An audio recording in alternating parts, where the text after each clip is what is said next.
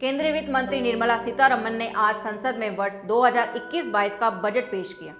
Budget पेश करते ही निर्मला सीतारमण लगातार 3 बजट पेश करने वाली देश की पहली वित्त मंत्री अब बन गई हैं। कोरोना काल में पेश किया गया आत्मनिर्भर भारत का यह पहला बजट है जो पूरी तरह पेपरलेस था।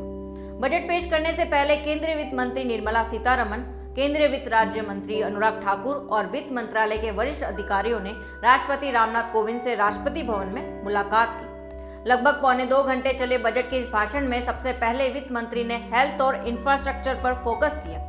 वित्त मंत्री सीतारमण ने बजट में बैंकिंग, इंश्योरेंस, टैक्स, किसान, गरीब और आम आदमी के लिए भी कई ऐलान किए। नमस्कार, मैं हूं सोनम सिंह और आप देख रहे हैं किसान भारती। आज वित्त मंत्री निर्मला सीतारमण ने वर्ष 2021-22 का बजट पेश किया। तो आइए जानते हैं कि बजट में वित्त मंत्री ने क्या बड़े ऐलान किए। लेकिन सबसे पहले बात होगी देश के अन्नदाताओं की, क्योंकि यह बजट किसान आंदोलन के बीच पेश किया गया, इसलिए संसद के बजट सत्र में किसानों का मुद्दा छाए रहने की उम्मीद थी। तो आइए जानते हैं कि वित्त मंत्री की तरफ से कृषि और किसानों को क्या मिला। कृषि की बात करते हुए वित्त मंत्री ने कहा कि उनकी सरकार किसानों की बेहतरी के लिए काम करने के लिए प्रतिबद्ध है। उन्होंने यह भी कहा कि 2021-22 में सरकार ने किसानों को 16.5 लाख करोड़ रुपए कृषि ऋण उपलब्ध कराने का लक्ष्य रखा है। उन्होंने कहा, हमने किसानों को 75,000 करोड़ रुपए ज्यादा दिए हैं। किसानों को दिए जाने वाले भुगतानों में भी तेजी की गई है। गेहूं के लिए किसानों को 75,060 और दालों के लिए 10,503 करोड़ का भुगतान हुआ है। धान की भुगतान राशि 1,72,752 करोड़ होने का अनुमान है। इसके अलावा सरकार कृषि उत्पादों के एक्सपोर्ट में 22 और उत्पादों को शामिल करेगी। कृषि कानूनों को रद्द करने की मांग कर रहे किसानों के लिए सरकार ने बजट के माध्यम से संदेश देते हुए एमएसपी पर खरीद जारी रखने का आश्वासन दिया है। इसके अलावा सरकार ने उज्ज्वला योजना में और अधिक लाभार्थियों को बढ़ाए जाने का ऐलान किया। मंत्री ने कहा कि मुफ्त रसोई गैस योजना उज्ज्वला को 1 करोड़ और लाभार्थियों तक बढ़ाया जाएगा। उन्होंने बताया कि सरकार साल 2022 तक किसानों की आय दोगुनी करने के अपने लक्ष्य पर अभी भी कायम है। प्रधानमंत्री मोदी ने 4 करोड़ से अधिक किसानों, महिलाओं आदि को सीधे नकद राशि दी है। उन्होंने जानकारी दी है कि अब स्वामित्व योजना को देश भर में लागू किया जाएगा। इसके साथ ही ऑपरेशन ग्रीन स्कीम का ऐलान किया गया, जिसमें कई फसलों को शामिल किया जाएगा। एग्रीकल्चर इंफ्रास्ट्रक्चर फंड तक एग्रीकल्चर प्रोड्यूस मार्केट कमेटी की भी पहुंच होगी। कोच्चि, चेन्नई, विशाखापट्टनम, पारादीप और पेटुआगढ़ जैसे शहरों में 5 बड़े फिशिंग हार्बर बनेंगे। तमिलनाडु में मल्टीपर्पज सीवीड पार्क बनेगा। गरीबों के लिए बजट में वित्त मंत्री ने one nation one ration card को 32 राज्यों में लागू करने का ऐलान किया। उन्होंने कहा कि अभी तक 86% लोगों को इसमें कवर किया जा चुका है। वित्त मंत्री ने आगे बताया कि उज्ज्वला योजना का फायदा 1 करोड़ महिलाओं तक पहुंचाया जाएगा।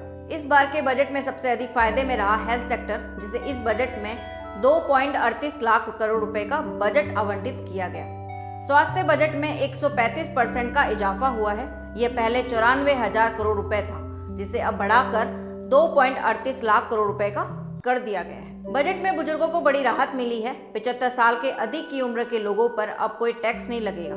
हालांकि शर्त यह है कि ये छूट उन्हें सिर्फ पेंशन पर दी जा रही है, न कि बाकी किसी तरीके से हुए कमाई पर, यानी बाकी हर तरह की कमाई टैक्स के दायरे में होगी। सरकार ने पेट्रोल पर 2.5 रुपए और डीजल पर 4 रुपए एग्री सेस का प्रस्ताव रखा है। इसके अलावा काबुली चना पर 30%, मटर पर 10%, मसूर पर 20% और कॉटन पर 5% का एग्री इंफ्रा सेस लगाने की घोषणा हुई है।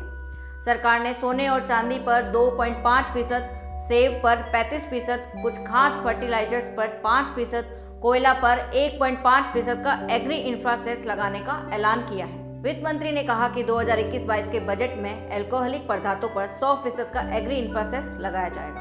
साथ ही इंश्योरेंस सेक्टर में एफडीआई की लिमिट बढ़ाकर 74% करने का ऐलान किया है। बजट में मिडिल क्लास खाली हाथ ही रहा।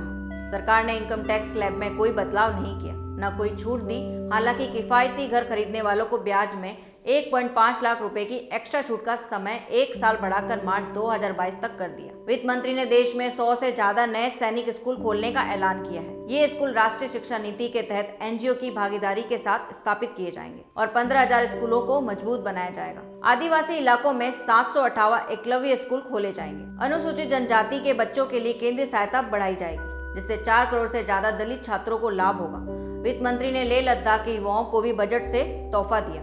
उन्होंने लेह में केंद्रीय विश्वविद्यालय खोलने की घोषणा की। इससे लेह लद्दाख के युवाओं को फायदा होगा। बजट में कुछ ऑटो पार्ट्स पर कस्टम ड्यूटी बढ़ाकर 15% किया गया है। कस्टम ड्यूटी बढ़ने से कुछ उत्पाद महंगे होंगे, लेकिन इससे देश में मैन्युफैक्चरिंग और MSME को बढ़ावा मिलेगा। साथ ही आत्मनिर्भर भारत को वोकल फॉर लोकल अभियान को मजबूती मिलेगी। लोहा और स्टील की कीमतों में भी कमी आएगी। इलेक्ट्रॉनिक उत्पाद, मोबाइल फोन चार्जर, आयातित रत्न कीमती पत्थर, चमड़े के जूते, आयातित ऑटो पार्ट्स, सिल्क उत्पाद, पेट्रोल, डीजल, सोलर सेल इत्यादि प्रोडक्ट्स महंगी हो जाएगी। जो चीजें सस्ती होंगी उनमें है सोना, चांदी, इस्पात, लोहा, नायलॉन, वस्त्र, तांबे की वस्तुएं, बीमा, बिजली, स्टील के बर्तन आदि। तो ये था वित्त मंत्री द्वारा वर्ष 2021-22 का बजट। इस बजट को आम आदमी का बजट नहीं कहा जा सकता, क्योंकि आम आदमी को राहत देने वाली किसी भी तरह की कोई बात बजट में सुनने को नहीं मिली। उल्टा तमाम चीजों पर कस्टम ड्यूटी और सरचार्ज लगने की वजह से मोबाइल समेत बहुत सारी चीजें महंगी भी हो रही हैं। बजट से महिलाओं और नौकरी पेशा लोगों को भी बाहर रखा गया। हालांकि इस बजट से कई लोगों की उम्मीदें पूरी हुई तो कई लोगों के हाथ निराशा आई। इस बजट को लेकर आपकी क्या राय है? क्या आप इस बजट से संतुष्ट हैं? हमें कमेंट करके जरूर बताएं। कृषि से संबंधित तमाम खबरों के लिए देखते रहिए किसान भारती। धन्यवाद।